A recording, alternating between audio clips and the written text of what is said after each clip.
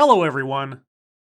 This past summer, Facebook did a blitz of videos, all relatively brief, but all talking about the same subject: diversity. And oddly enough, they disabled all comments and ratings on these videos. Now, why might that be? Well, let's take a look at the video concerning their diversity report for 2019. Which opens with what must be a very embarrassing confession. In the last 6 years, we have made progress, but let me be clear, we are far from where we would like to be when you think about who we are in the world, who we serve in the world. They are far from where they would like to be, despite all the progress of the last 6 years. In the last 6 years, Okay, well, what happened 6 years ago?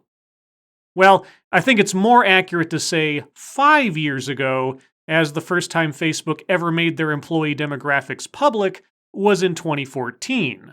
But, hey, who cares about accuracy in numbers when you're reporting on statistics, right? Right? And back in 2014, the overall male to female employee percentages were 69% to 31%, whites 57%, Asians 34%, Hispanic 4%, 2+ races 3%, Black 2%, and other 0%.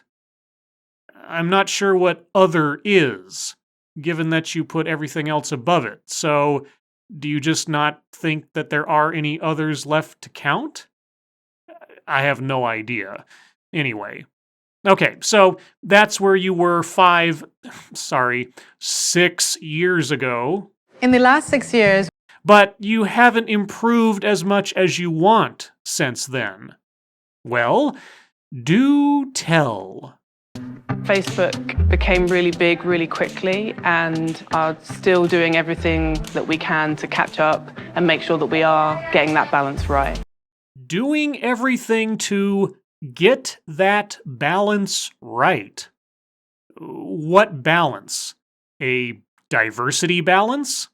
Well, what exactly can you actively do to create a balance? And I am assuming by balance, you mean essentially equal numbers of employees based on race and gender.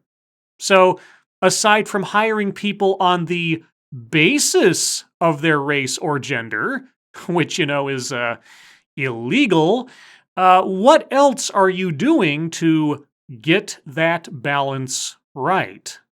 we've seen increases along a number of different vectors. So the number of women in technology. Okay, so in 5 years, your overall workforce of women went up nearly 6%. So, does that mean your male workforce dropped by 6%? Okay, so your women specifically in tech roles went from 15% in 2014 to 23% 5 years later. So, an 8% rise. But that's also in concert with the 6% rise in your overall workforce of women. So, is that really an improvement or merely an expansion based on scale? But that also means that 3/4 of the women in your workforce do not work in tech roles. Now, I have no idea how that compares to the men in the company, but given Facebook's status in tech and a focus on gender equality all this time, that seems like an awfully large gap to tolerate. Unless there are other factors keeping those numbers comparatively low. We've seen one very underrepresented group in the United States. We have grown those numbers by 25x the number of Black women since we started focusing on this, and 10x the number of Black men. Wait a second. 25x Black women and 10x Black men. So you're citing a multiple you're not citing a percentage? That's interesting. Now, I'm proud that there's that growth, but I know we started with too few. So even with those huge multipliers, there's still a long distance to go. Okay, let's back up a second there, because that went by awfully fast.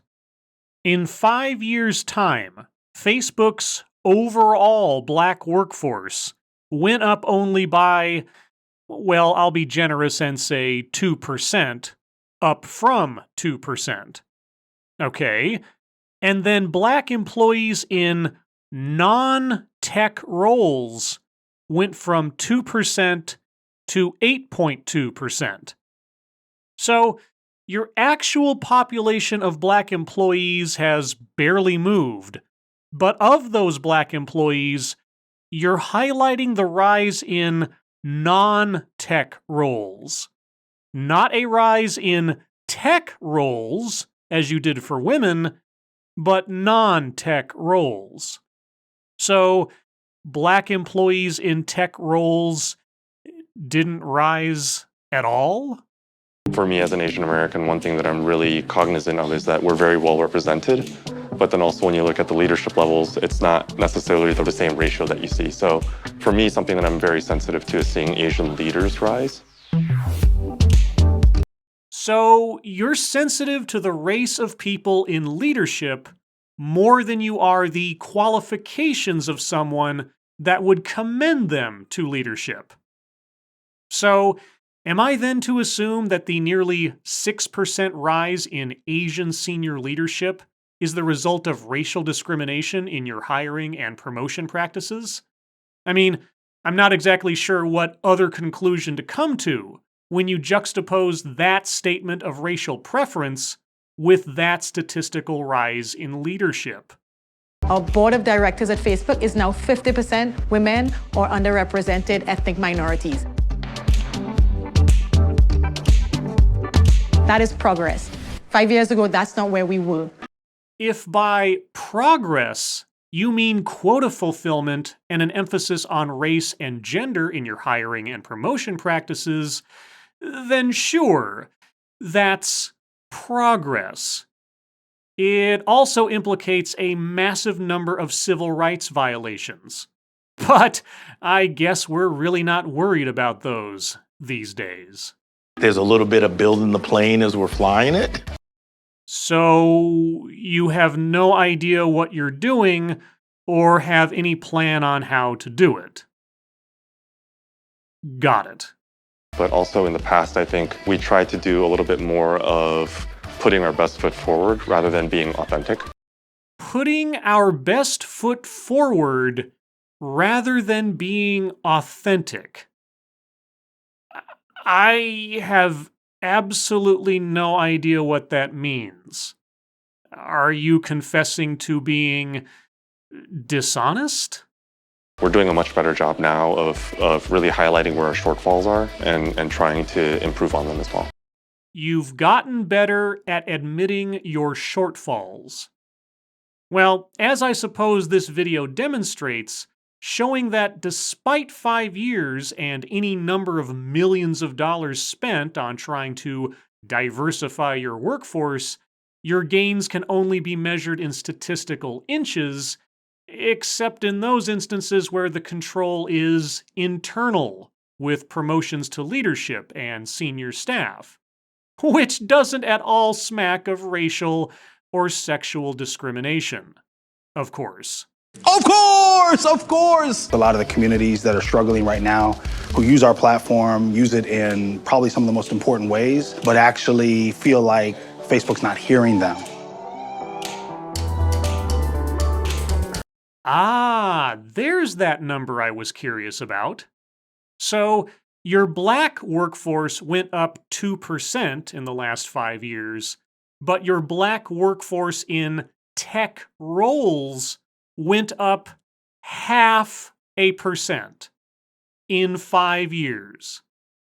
Yeah, I can see why you buried this statistic at the back of the video and predicated its reveal with what amounts to a confession of sin. If I think there are enough Latino engineers, no, I don't. There is an opportunity, a good opportunity to get more Latinos in STEM to begin with, get more Latinos applying in the company, and get more Latinos actually working in the company, driving the product decisions. So, again, a statement of racial preference in hiring and leadership. Not the best people for the job, regardless of the particulars of their skin color. No, a desire to populate the workforce on the basis of someone's skin color. And yet, in 5 years, those numbers only went up 1.2%. So, I guess it comes down to really 3 possibilities. Either Facebook is racist against hiring Hispanic employees, Facebook is racist in favor of hiring Hispanic employees, but simply can't find many with the relevant skills, or Hispanic people generally have no interest in working for Facebook. Or perhaps it's a combination of the 3. I wonder where the truth lies. When I'm old and gray and my children are at my feet, I want to be able to say, when I started, there were 4 of us. When I left, there were 4,000 of us. That's the answer. A numbers game. That is the answer. Got it. Where we should be headed is where we can have real diverse representation at every level, in every function, in every job group.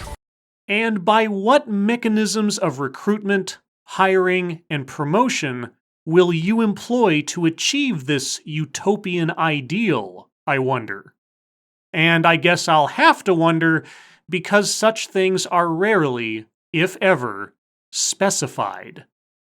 Little by little, we're getting closer to where we would want to be, which is really the ultimate, which is total representation.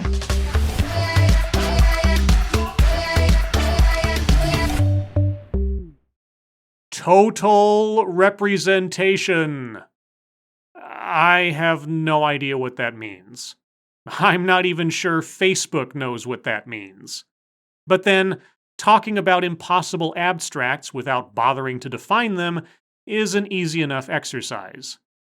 And besides which, if they did give a flat statistical goal for their workforce based on race and/or gender, well, that would call into question the legality of their hiring and promotion decisions. Which this video of theirs does not do all by itself, of course. Of course! I wonder if they realize that when you value appearances over skill, every person in your workforce is going to inherently operate under the suspicion that they're not there because the company hired them by the book, but instead only selected them by the face.